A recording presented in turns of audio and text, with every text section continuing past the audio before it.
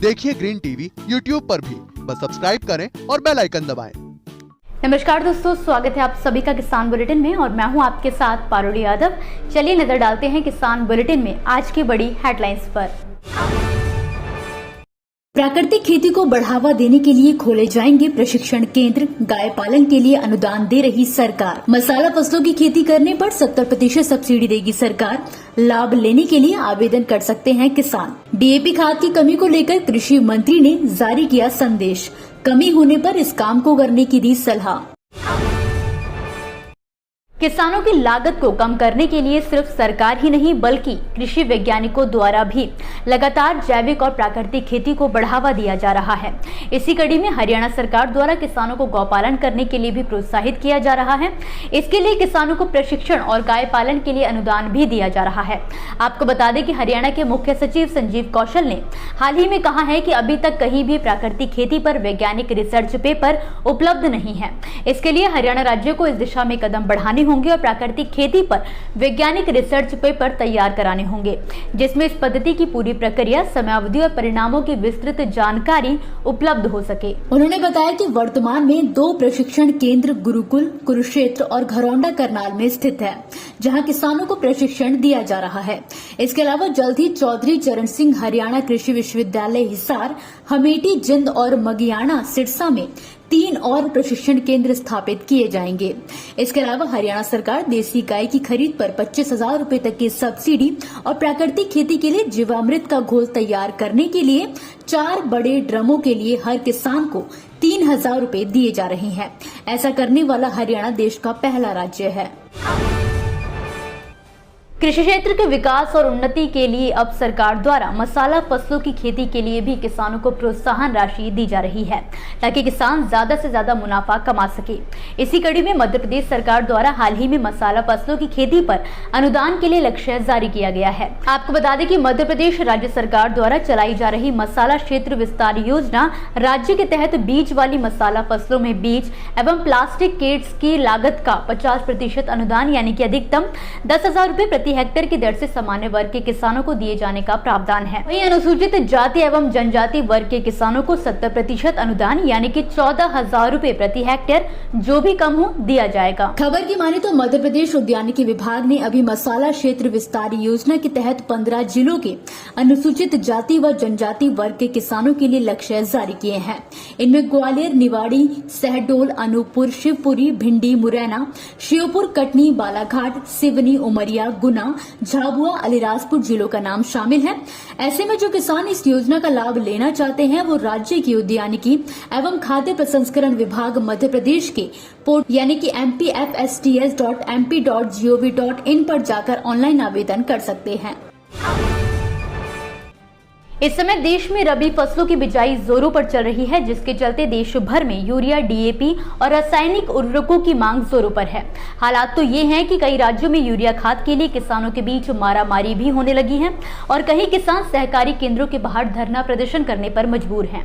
इस सबके बीच हरियाणा के कृषि एवं किसान कल्याण मंत्री जेपी दलाल द्वारा किसानों के लिए एक संदेश जारी किया गया है, जिसमें उन्होंने कहा है कि प्रदेश सरकार द्वारा किसानों को गेहूं की बिजाई के लिए पर्याप्त डीएपी खाद उपलब्ध करवाने के लिए लगातार प्रयास किए जा रहे हैं। किसान गेहूं की बिजाई में डीएपी खाद के स्थान पर एसएसपी और एनपीके का प्रयोग भी कर सकते हैं। डीएपी खाद के स्थान पर गेहूं की बिजाई में दूसरे उर्वरक भी प्रयोग किए जा सकते हैं। हिसार स्थित चौधरी चरण सिंह कृषि विश्वविद्यालय की सिफारिश के अनुसार 1 बैग डीएपी या 3 बैग एसएसपी या फिर 1.5 बैग एनपीके का इस्तेमाल करके फास्फोरस की आपूर्ति पूरी की जा सकती है। गौरतलब है कि केंद्र सरकार द्वारा राज्य में हर दिन 2 से 3 हजार मीट्रिक टन डीएपी एनपीके उपलब्ध करवाया जा रहा है। दोस्तों, ये थी वो खबरें जिन्हें हमने आप तक विस्तार से पहुंचाया, लेकिन अब हम बात करेंगे कुछ ऐसी खबरों की जिनके बारे में भी आपके पास जानकारी होना जरूरी है। तो चलिए फटाफट से एक नजर डालते हैं खेती किसानी और कृषि क्षेत्र से जुड़ी आज की छोटी बड़ी अपडेट्स पर। खरीफ सीजन वाले नए प्याज की आवक मंडियों में जोरदार हो रही है, जिससे हर दिन इसके दाम टूट रहे हैं। जहां एक तरफ प्याज के दामों में आई गिरावट से आम आदमी खुश है, तो वहीं किसानों को उनकी लागत जितना पैसा भी नहीं मिल पा रहा है। खबर की माने तो एमपी और राजस्थान की मंडियों में नए प्याज की आवक धीरे धीरे जोर पकड़ रही है, जबकि सरकारी गोदामों में पुराना प्याज का बम्पर स्टॉक भी पड़ा है। आपको बता दें कि अभी मंडियों में प्याज के थोक दाम 8 से 10 रुपए और खुदरा दाम 15 से 20 रुपए प्रति किलोग्राम बोले जा रहे हैं।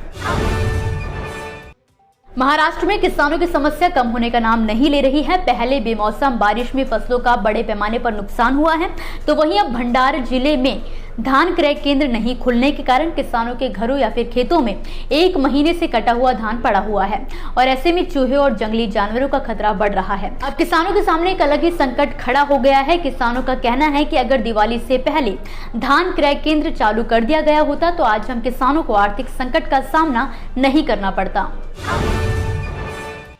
राजस्थान के अलवर जिले में इस बार बाजरे की बम्पर पैदावार हुई है, लेकिन पिछले महीने हुई बेमौसम बरसात से कई किसानों का बाजरा भीगकर खराब हो गया। बारिश में भीगने से बाजरे के दाने काले पड़ गए। इस वजह से किसानों को बाजरे के खरीदार भी नहीं मिल रहे थे। लेकिन अब हरियाणा और पंजाब में मुर्गी पालन का व्यवसाय करने वाले लोग अलवर से बाजरे की खरीद कर रहे हैं। ये खरीद होने से किसानों का खराब बाजरा भी सही दाम पर बिकने लगा है। पश्चिम बंगाल खाद्य प्रसंस्करण उद्योग और बागवानी विभाग विशेष रूप से उत्तर बंगाल क्षेत्र में फूलों की खेती और मार्केटिंग को बढ़ावा देने के लिए एक अत्याधुनिक निर्यात विकसित करने की योजना बना रहा है। विभाग द्वारा प्रदेश में फूलों की ओरिएंटेड पैकेजिंग इंफ्रास्ट्रक्चर को विकसित किया जाएगा। आपको बता दें, फिलहाल में बंगाल में उगाए जाने वाले फूलों को निर्यातक सबसे पहले किसानों से खरीदते हैं और फिर इसे पैकेजिंग के लिए बेंगलुरु भेजते हैं। ऐसे में किसानों को कम फायदा होता है, लेकिन अब सरकार के इस फैसले से किसानों को सीधा लाभ होने की उम्मीद है। मध्य प्रदेश में आज से धान की खरीद शुरू हो गई है। आपको बता दें कि प्रदेश में 28 नवंबर से 16 जनवरी तक धान की खरीदी की जाएगी। इस बार राज्य में धान का समर्थन मूल्य 2040 रुपए प्रति क्विंटल तय किया गया है। खास बात यह है कि इस बार प्रदेश के किसानों को उपार्जन की नई सुविधा भी मिलेगी। किसानों को अपनी पसंद और सुविधा के अनुसार उपार्जन केंद्र चुनने की सुविधा मिलेगी। हर उपार्जन केंद्र पर OTP या बायोमेट्रिक डिवाइस के जरिए वेरिफिकेशन किया जाएगा, तो वहीं किसानों को उनके आधार कार्ड से लिंक बैंक खाते में सरकार द्वारा भुगतान किया जाएगा। इसी के साथ आज के किसान बुलेटिन की बड़ी खबरों में फिलहाल के लिए बस इतना ही। आप मुझे दीजिए इजाजत और देखते रहिए ग्रीन टीवी। नमस्कार। देखिए ग्रीन टीवी YouTube पर भी, बस सब्सक्राइब करें और बेल आइकन दबाएं।